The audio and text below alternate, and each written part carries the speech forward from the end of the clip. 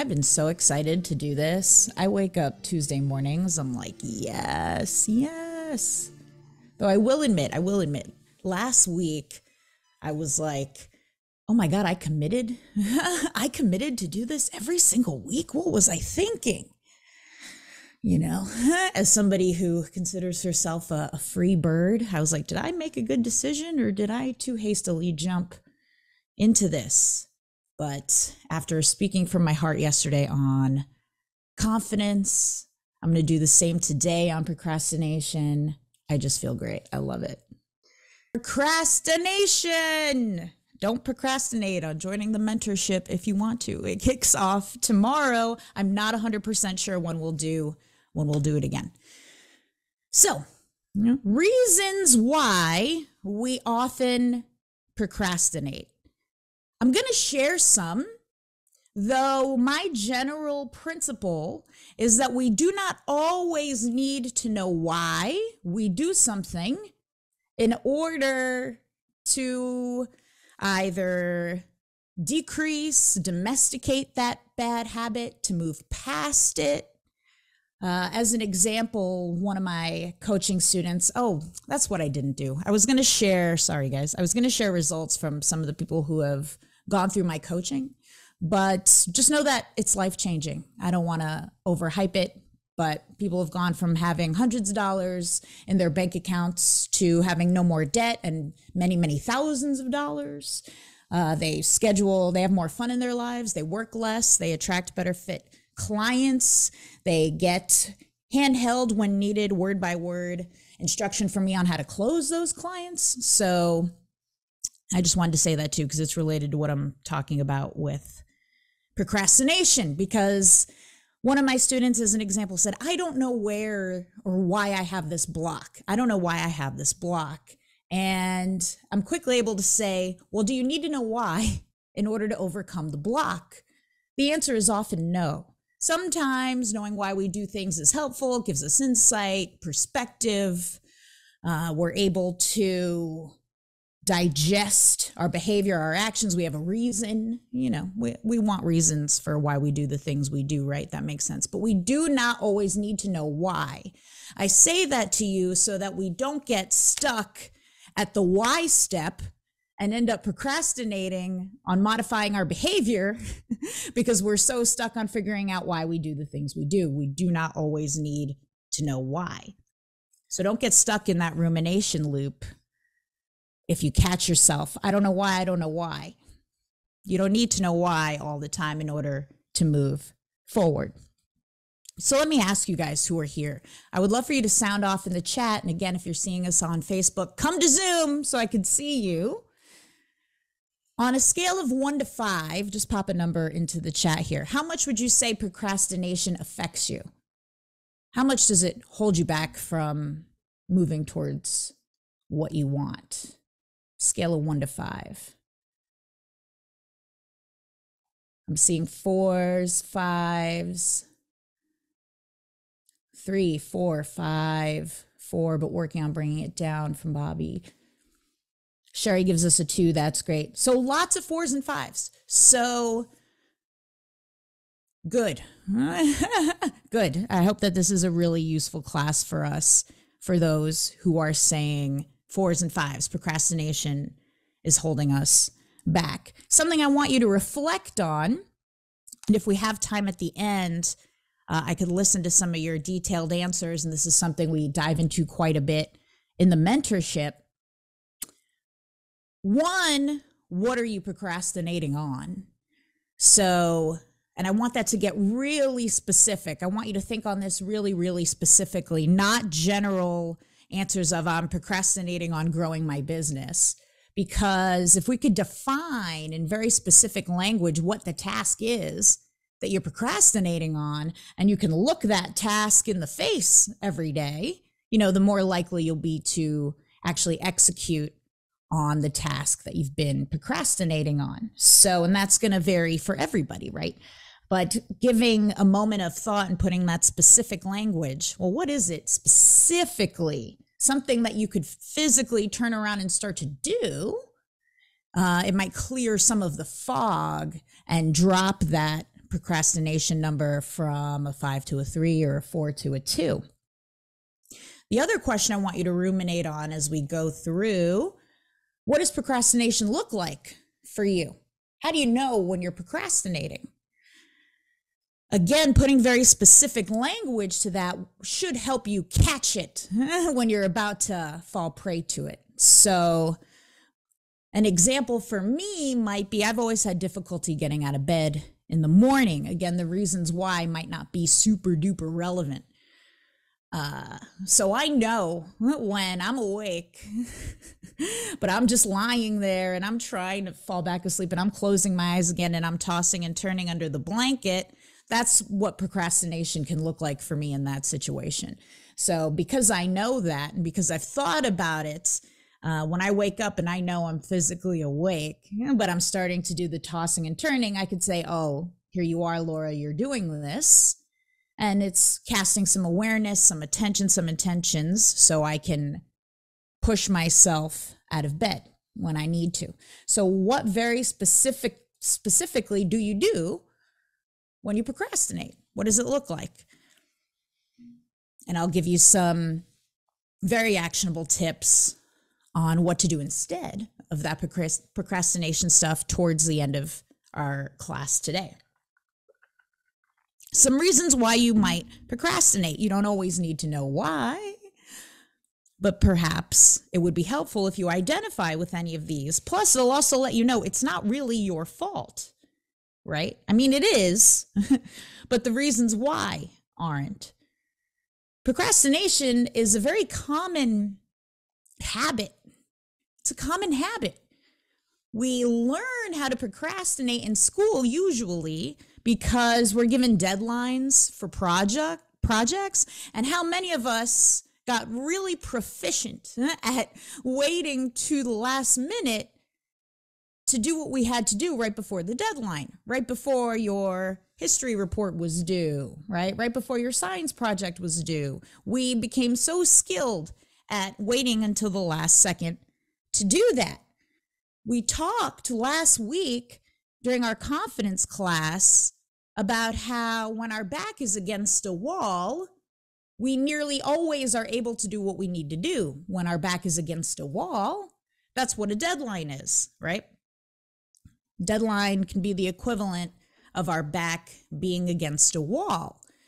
This connects with Parkinson's law. So a lot of folks will talk about the Pareto principle when it comes to action taking and executing on your goals. You know, they'll say, what's the 20% that brings the 80% of results, right? But I actually find Parkinson's law to be more useful when we're talking about action taking. And Parkinson's law states that gas in a box will fill the box. So the same is true of time in completing a task. And that's what the deadline principle shows us. If you have 2 weeks to complete a task, you will take all 2 weeks, and on the 14th day, you'll finish the task. If you only had 1 week, you could complete the exact same task with 1 week of time. Time in a container fills a container. Gas in the box fills the box. Your expenses will always seem to creep up and match your income. Anything in the space will fill the space. So we learn the habit of our time filling the box. And that is one of the main reasons why we tend to procrastinate until the last minute. Another reason we tend to procrastinate, not being clear on what you really want. If you have no idea what you really want, it kind of makes sense that you would procrastinate on the things you need to do to take steps towards what you really want. That's why a lot of our time in the mentorship is spent deciphering what we really want. We've been conditioned for a long time. We have other responsibilities. Society gives us all of these cues and these messages to try to program what we should want into us. And even when you hang out with other entrepreneurs in groups like this, right? Everybody wants to crush it. Everybody wants to 100x. So you feel like, oh gosh, I should want to crush it. I should want to 100x. But there's so many people, even some of you on this call who I know personally, who would love a simple operation, high margin, right? Where you don't need a ton of revenue. You might not need 7 figures in revenue, where you're just eking out 10 to 20% profit. You could earn the same amount of money with way less revenue, way lower overhead, way less stress. So getting clarity on what you really want in those regards is going to help you procrastinate less. You know, not everybody wants a 20-person team, but if you feel like you should, there's a tension there, and you feel, I should be growing in this area, I should be hiring, but I'm not. Well, yeah, because you don't really want it. So getting that clarity on what you really want is huge. And in fact, the actions that you've taken so far could be great clues as to what you really want. In other words, to say it as a question, do your actions line up with what you claim you want? Because if you say you want that 20-person team, but you haven't even hired one person, is it possible you don't really want the 20-person team and you want to stay a one-person show? Clarity on that would be great. It doesn't matter what you want. Everything you want, we talked about this, I believe in week 1. Whatever you want is divine and beautiful and powerful, because not everybody else wants the same thing as you. So what you want is very uniquely you and is truly divine.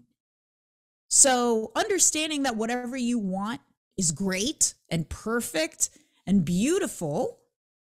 Okay, are my actions lining up with that? Or are my actions indicating to me that I, in fact, want something different than what I've been saying I want? Another example, so many people will say, I want to spend more time with my family. I want to spend more time with my family. So why are you working extra hours if you want to spend more time with your family? Your actions are not lining up with what you say you want. If your main desire is to spend more time with your family, schedule that first. Schedule it first. Make your work fit around that. It'll force you to be more productive in the hours that you work. Soft time always gets moved by hard time. So what are you making hard time for? So it's one of the huge, and there's so many reasons wrapped up into this lack of clarity on what you really want, or letting others' desire for what you should want cloud what you truly want. Whatever you want the most, schedule first, and it's hard time. It doesn't get moved. We're going to talk more about that in a little bit also. Another reason we procrastinate, we're doing too many things. We're overwhelmed. And this is usually like the high achievers procrastination, because you'll say, I'm doing stuff. I'm keeping busy. I'm clicking buttons, but you're not executing on the highest level tasks. Very often, the highest level tasks don't include clicking a lot of buttons. Oftentimes, the highest level tasks are brain time, right? Thinking, strategizing, organizing. The highest level tasks are leadership and delegation, right? Empowering folks to enroll into your vision, to help them execute on what they need to do for the team. But Ben Hardy, in his amazing book, Be Your Future Self Now, says the greatest distraction from your big goal is a lesser goal. And because we are high achievers and we want to execute, we get the dopamine of, oh, I've done something, so I'll go over here and keep completing that lesser goal.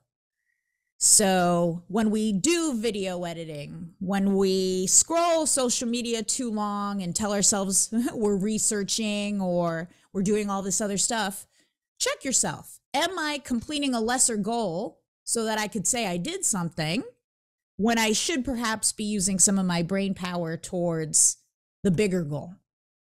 And there's some rubrics we could go through to help you check that, which are on my list to do in a little bit. Is this making sense and is this helpful so far? Okay, good. I see some nods. Awesome. And sound off in the chat. Give me a hell yes if you can begin to commit to, one, I'm going to dedicate energy and brain power towards determining what I really want and putting words and action steps to that. And you're going to dedicate words and brain power to understanding the beauty and the divinity of what you really want, even if it's different from what everybody else around you wants. That is beautiful and awesome. Wonderful, because that's going to help the procrastination bit. It's going to drop your procrastination scores from 5s to 3s and 4s to 2s. Because that combination of, ooh, I understand that I really want this. Ooh, I know what I do when I procrastinate now. I scroll the news, I scroll social media, I hang out in bed for too long. Now, anytime you're doing that thing you do when you procrastinate, you can say, ooh, but I understand that what I really want is this. Let me get up and let me get to work on the higher level tasks that get me there, not necessarily the button clicking that makes me feel good. Sweet. Another factor in the doing too many things then is this very important question. What can you eliminate? What can you eliminate that will actually get you closer to what you want? A lot of that button clicking is an example.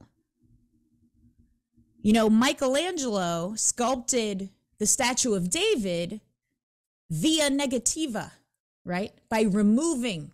He didn't add.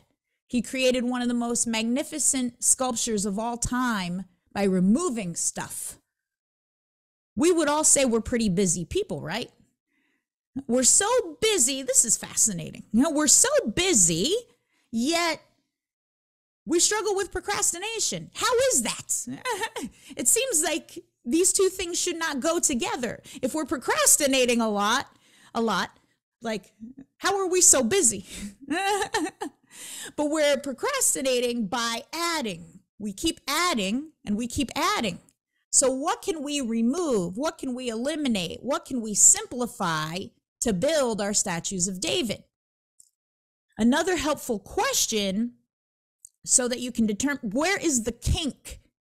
If your business was like a hose, where is that kink? What is the most immediate kink? And remember, we talk about the importance of keeping loops open. You might not have that answer immediately, but in learning to consistently ask that question, the answer to it will begin to reveal itself. Keep it open. And there'll always be another kink. Don't worry. Even when you untie the first kink, then there'll be the next kink and the next kink and the next kink. So a new way to think about growing your business instead of what do I add? What do I add? Because we're busy. So we've already added enough. Okay. Now we got to get to, here is the next kink. I'm going to unknot that kink. I'm going to streamline it. I'm going to simplify it. I'm going to remove something. And then we'll get to the next kink and the next one. So that's a very serious and important question that I want you guys to jot down and keep open. What is the next kink that I need to remove via negativa? I'm going to tell you, this is a procrastination course. How dare I? I'm up here, I'm telling you to do less. That is the awesome counterintuitiveness of procrastination. Everybody's been telling you to do more, and yet we're all saying we're 4 out of 5s and 3 out of 5s on our procrastination. It's because we have too much. We have too much. So what can we eliminate? What is not serving us? What is the kink? And here are some rubrics to help you determine, and these things deep down, but here are the rubrics that might crystallize it even more. What can you do once that repeats? What can you do once that's exponential and leverageable? So when I review copy, which one I really enjoy doing, I know it's incredibly valuable for the people I review it for, and it brings, my audience loves it, right? Because a lot of copywriters follow me. It's such an exponential thing. How can I make it even more exponential? Well, I'll record it. Whenever possible, I will record me reviewing copy. I do it for Mary, who works for me. I'll do it as, a free service, providing value to my audience. Hey, I'm going to review some copy, but I'm going to record it. I'm going to share it on YouTube. It brings more people into my universe. It's something I do one time that lives forever and ever and ever. Continues teaching people, continues helping them. Another example we talked about last week, when we're setting boundaries, right? And people ask you for help, and they ask you, can I pick your brain, the free advice sort of stuff. Okay, how can you provide that value, but do it in a way so that it benefits you? So you could do that via group calls. You could record your feedback, just making that shift into, okay, how can I create value that has an echo effect? And anything you enjoy doing that has that echo, okay, let's prioritize that. That's a higher level task from the button pushing. So if something comes to you, an opportunity, and you're like, well, can I do this once and it repeats? Maybe that's something worth prioritizing over all the other stuff, maybe. So we do too many things. So ironic. And that is why we procrastinate, because we have too much shit going on. What can we eliminate? What can we streamline? Where is the kink? And what can we do one time that has a repeat or an echo effect of some sort? Another reason we tend to procrastinate, ADHD. ADHD. And I'm not a therapist, I'm not a psychiatrist, I'm not diagnosing anybody. It's just fair to say that distractibility has become more and more commonplace in our society. We receive a lot of stimulus from so many places 24/7. It's like a slot machine, dopamine pulling like constantly all the time. So it's reasonable that some of the nitty-gritty things you need to do are not tickling the dopamine releasing parts of your brain. The thought of doing them are not tickling that. So be aware. Can you set it up so that you get more dopamine out of it? Can you understand that once you get yourself streamlined in the, okay, this is what I want, these are the high value tasks that are going to get me closer to it, I'm going to get a lot of dopamine and even serotonin, the longer lasting pleasure hormone. When I do this, okay, that's enough to get me out of bed and get me going to work here. I want to mention, Steve said, got a real fear for videos, typing, I don't mind. And Carolyn also said chronic procrastination is a big symptom of ADHD. Yeah, because we're not, like part of the neurochemistry of ADHD is that your frontal lobe does not absorb dopamine as well. That's why people with ADHD, they tend to, you'll see kids, they could play crazy ass video games for hours on end. They could focus on that because they're getting a shit ton. They're finally feeling the dopamine, right? Versus reading a book does not tickle the dopamine receptors as much. So you got to do your dopamine work. But back to the fear part, the fear of videos. So the literal next bullet on my list for reasons why we procrastinate is fear of the unknown. Fear of the unknown. So this is a delicate dance because, Steve, if you're not meant to do videos, I believe it's a poor use of bandwidth and resources to try to push you into doing videos. But if you want to do videos, right, and it's simply the fear that's been holding you back, then we got to start to micro step your way into doing videos. And what micro stepping it does is it gradually turns the unknown into the known. We are so hardwired, and this is a theme that's going to recur probably every single class we ever do because it's so critically important. We are so hardwired for comfort and for the familiar. We choose the familiar even if it sucks. So the ways our parents loved us, look for the pattern. Probably the ways your spouse or who you've been in past relationships with, that's probably the way they love you because it's familiar to us. We're like, oh, okay, that makes sense. So we choose the familiar, even if it sucks. We choose the familiar, especially if it is decent. That is the biggest motherfucker right there. You're decent familiar because you're like, well, you know, it's not so bad. But if you're feeling like, I want more, I want to accomplish these things, I want to face these fears, I want to get on video, that's where some awareness of the why can be helpful. So you might be terrified of video because it's a new medium for you and because you're afraid of judgment or you're afraid of nobody watching.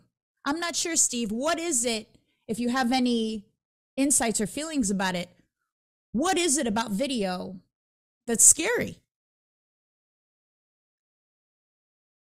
And you could also unmute. In fact, we should have you turn your video on. Yeah, come on video. See? Steve says, not authentic enough. I'm not sure what you mean by that.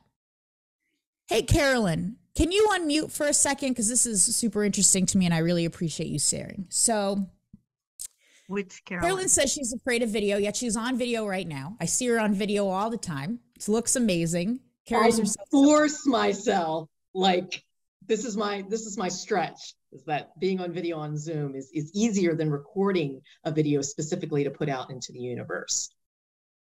So then that's a great micro step, right? Just simply turning on the video button on Zoom calls and applaud yourself when you do that. When you take those micro steps, it's all about gradually turning the unknown into the known. So what are some examples in my own life? Here's a good one. And we would joke about this, right? The folks who've been hanging with me for a long time. Before Zoom calls, I would dry heave. I would get so... It's nervous. It's the same neurochemistry as excitement, right? But I'm perceiving it as nerves and I want to do really well and I care a ton. And, you know, you guys are awesomely sharing one of your most precious resources, time, to hang out with me. And I really want to bring it to the point where I would dry heave. But guess what? I've done so many Zoom calls and Zoom trainings now, I don't dry heave as much anymore because the unknown of doing these things has become more and more known and it's a new level of familiar. And Whitney says to Carolyn, I'm a little shocked you've got video fear. Me too. We didn't know because you so bravely continue to make the unknown known. So if you want, break it down. And the steps cannot get too granular. When I began, working out was a huge unknown for me, right? I never had a workout routine. I never really exercised. So the steps, if I were to work out, the conditional is helpful because I'm not saying you have to do this, you have to do this. So Steve, it would be like, if you were to get on video, what would the first thing you do be? Well, you know, I want to look good, so I would put on a nice shirt. Okay, great. Go put on the nice shirt. Okay, I would set up my phone on the tripod. Okay, great. Go set up your phone on the tripod. okay, I would hit the go live button or I would record it. Understand that when you record something, like, you don't necessarily have to share it. So you can begin by just recording for yourself. What you'll usually find is that when you're done, you'll be so happy and so proud that you'll want to share it. And if by chance you don't, that's okay. You could always try again the next day.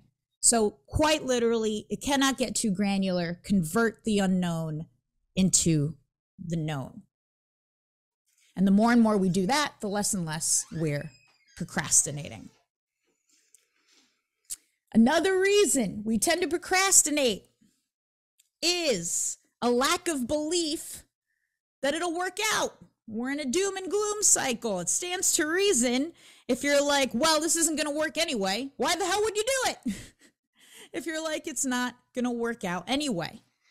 And here is something that I hope is helpful to cope with this potential doom and gloom cycle. It's not going to work out anyway, so why the hell am I going to do it? When we're trapped in a thought pattern like that, we're looking for full, complete, 100 million success. Full success. Most of the time in life, though, when we step out of the gate and begin to do something, we do not achieve full success. In fact, it may never come. I don't even know what full success really is. We have to start to look at things as partial success. And doing the thing is part of that partial success. Hey, I've done the thing. That's a success. I've begun to make the unknown known.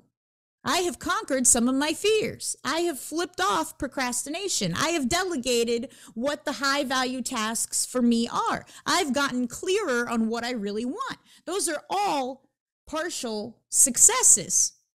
So you can no longer say it's not going to work out. So what's the point? You doing the thing is part of it working out. It's a partial success. So now we don't have to think everything has got to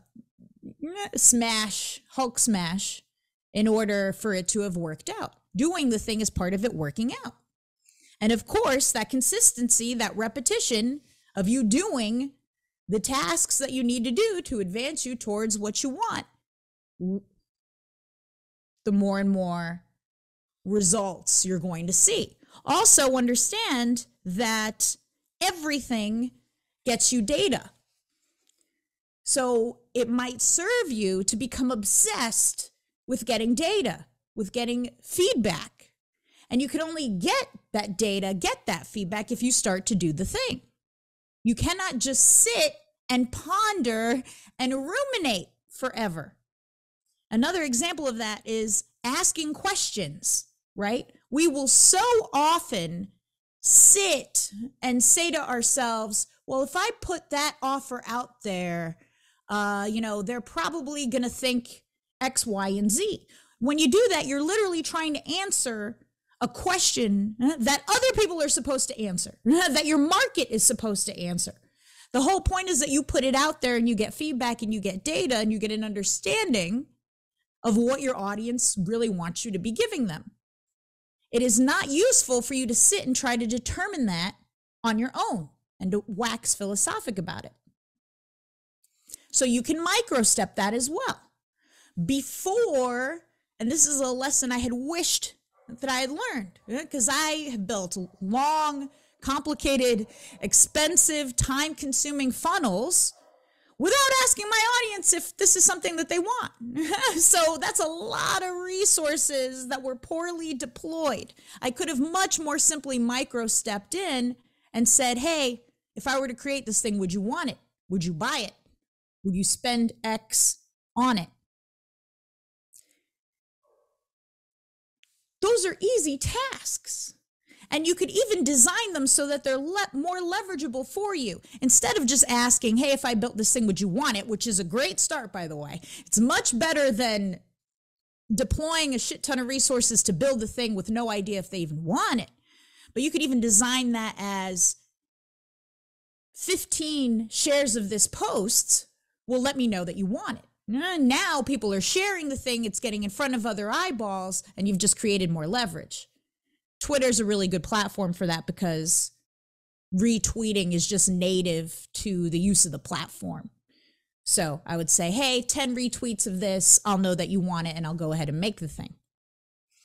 Instead of trying to answer the question in your own head, deploying the resources to make the thing, and then putting it out there, realizing folks don't really want it, and then you feel like shit, and you're like, it's a full failure. I suck. I knew it wasn't going to work anyway. We can engineer something very different. So you could get folks to answer polls, share your posts, retweet your stuff. At the very least, give me a like, right? 30 likes will let me know you want this. And when I first started doing this, I had a fear. What was my fear? Well, nobody's going to like it. Nobody's going to share it. Nobody's going to retweet, right?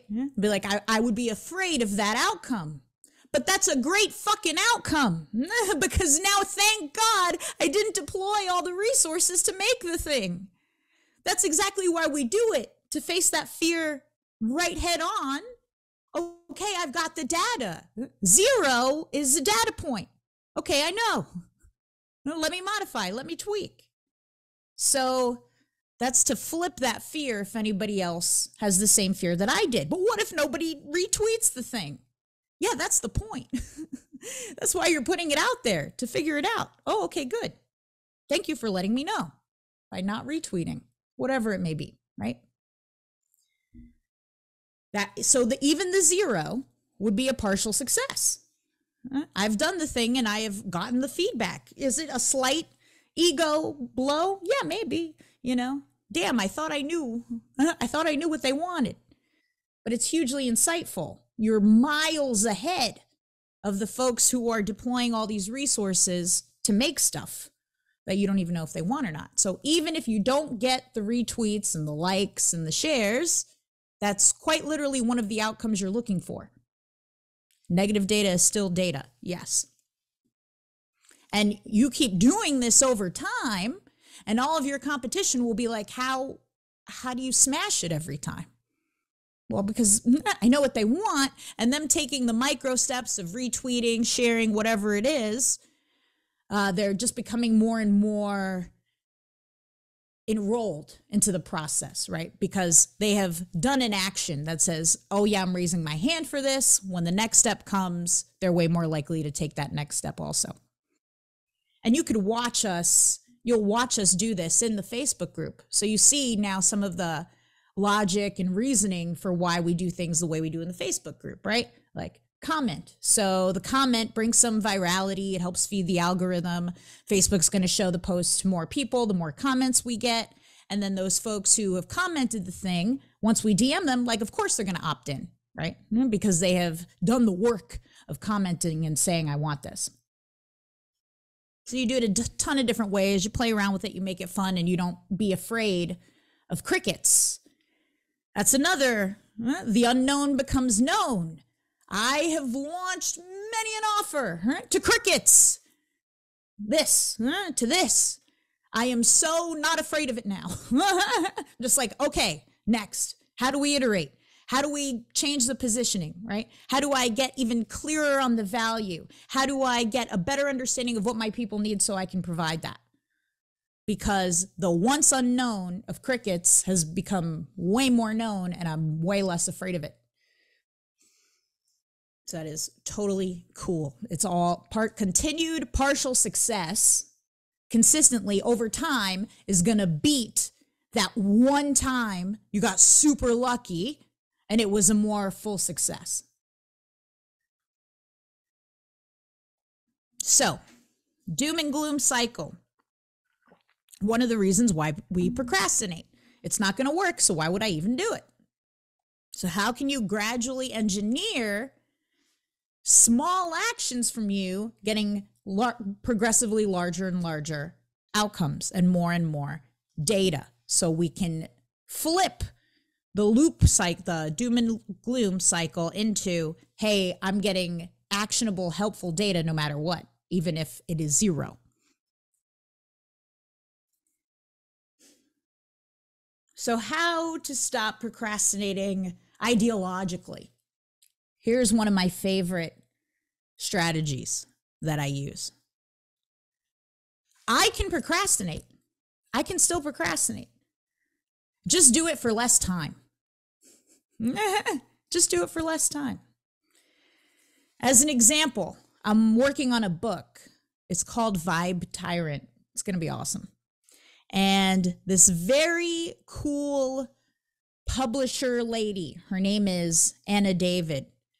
She's New York Times bestseller for her book Party Girl, owns a publishing company, helps other writers. She says, "Oh, Laura, send me what you've got so far for Vibe Tyrant." I was like, oh, I'm nervous. Like, what if she thinks it sucks, right? That's reasonable. So she sends me the text and to send what I've got so far, and I just put the phone down, right? And I go back to doing other stuff. I realize, oh my God, I'm procrastinating in sending her what I have. I'm doing the things I do when I procrastinate. 4 hours pass of procrastination. And then I'm like, okay, this is silly. I obviously have to send it to her. I'm going to send it to her no matter what. Why do I keep putting it off? So I procrastinated for 4 hours. Whereas somebody who has not done this work might procrastinate on that for what? 4 days? 4 weeks? 4 months? Now a 4-hour procrastination period feels like nothing relatively, right? I could have just been out of the house. And then you're right, Mary, and then procrastination turns to ghosting, because if you do let the 4 days pass, you're like, well, maybe I missed the window. Now too much time has passed. Maybe I shouldn't send it at all. And you allow that to happen. You've created that prophecy for you when you do that. You have, in fact, given yourself the out so that you could say, oh, well, it kind of wasn't going to work. I took too long. Now I'm not going to send it. Boom, the bridge is burned, right? And that hurts your confidence because you haven't followed through on executing and moving towards what you really want. So, of course, you're not going to feel confident if you have ghosted and hidden. So you get stuck in that spiral. So go ahead, procrastinate. Just do it for less time. If you procrastinate for less time, you are beating 99% of other people who have no conscious awareness of any of this shit. Schedule your procrastination. Schedule it. Just like you schedule whatever your top priority is, right? And that's hard time, spending time with family. It goes on the calendar first. It is immovable. Schedule your procrastination. Time in the box will fill the box. Gas in the box will fill the box. I am going to procrastinate for 2 hours on Tuesday when my assignment is due on Wednesday. I will fit my procrastination in. This way, you are controlling it. It is not controlling you.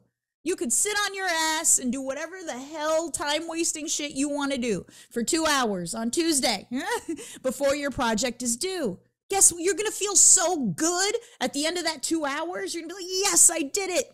I was hedonistic. I procrastinated. Now my time is up and I'm getting to work. You scheduled it. You control it. It does not control you.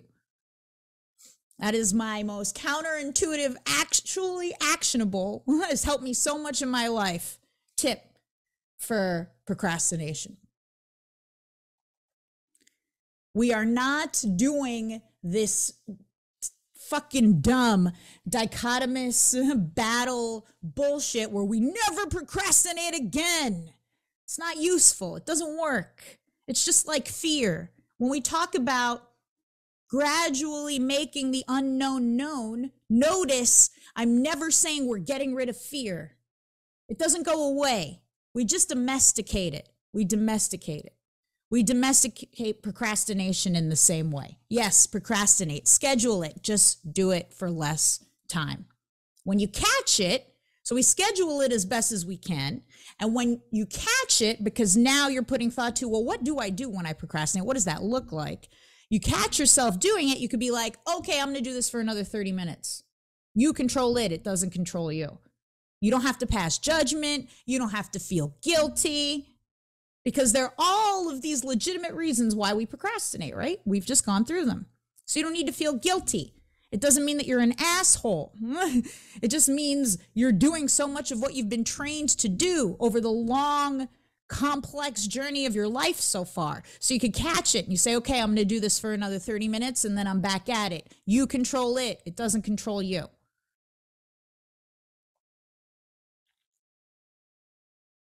If there is a task that only takes like a short amount of time, like 5 minutes, that you want to do, just do it. Just get up and do it in that minute. It will clear the mental bandwidth of you being like, I should do this thing, I should do this thing. Oh, I should get out of the house and go for my walk. I know it'll be like a 30-minute walk, right, Bobby? But if you're sitting there wasting so much time in this, oh, I should do it, but I don't want to, just get up and start doing it. Take the first micro step. If I were to walk, what would I do first? I would put my shoes on. All right, go put your shoes on. I'd open the door. All right, get out of the house. I'd plug in my AirPods, right? We will procrastinate still. We'll just do it for less time. If there is a low time taking task that we want to do that is on our brain, we will just get up and start doing it. If it is exponential, we will prioritize it and do it. If it's something we do one time that has a repeat or an echo, we will prioritize it and get started and just do it. You can still procrastinate. So many of you admitted to being awesome procrastinators. 5 out of 5, 4 out of 5, sweet. Let's procrastinate on feeling unworthy. Let's feel unworthy later. Let's put it off. You're master procrastinators. Use it to your fucking advantage. Let's start procrastinating on worrying. I'm so worried about this. Let's worry later. Use your procrastination skills to worry later. I am overthinking. Let's procrastinate on overthinking. Overthink later. Use your procrastination skills to put off all of the bullshit you do that holds you back. I am going to procrastinate on overthinking. I will overthink later. I know I'm a good procrastinator. I know I can do this. So that is your flip on how you can use your procrastination to your advantage. I will overthink later. Another one of my favorite questions to ask my coaching students when they overthink is, if you had to underthink your way through this, what would you do? That's via negativa. We're getting rid of all the useless extra thoughts. If you had to underthink your way through this, what would you do? Where is the kink? You find the kink pretty quickly that way because you tend to go to, well, there is the biggest thing. There is the kink. That's where I'm at. And of course, accountability is hugely helpful for procrastination. So how do you set up accountability systems for yourself? Will you create the Google Sheet of tasks you got to do? You just insert a checkbox. You could check it off every single day. Will you hang out in the mentorship program with me so that I can be your deadline? I am your person at the other end of the hurdle waiting for you. And if it's midnight on the day you say you're going to do something, expect my ass in your DMs if you haven't done it.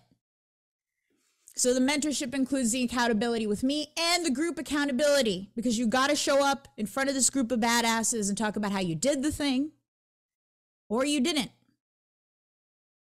So instead of procrastinating on your goals, can you procrastinate on procrastinating? I will put off procrastinating. I will do it later.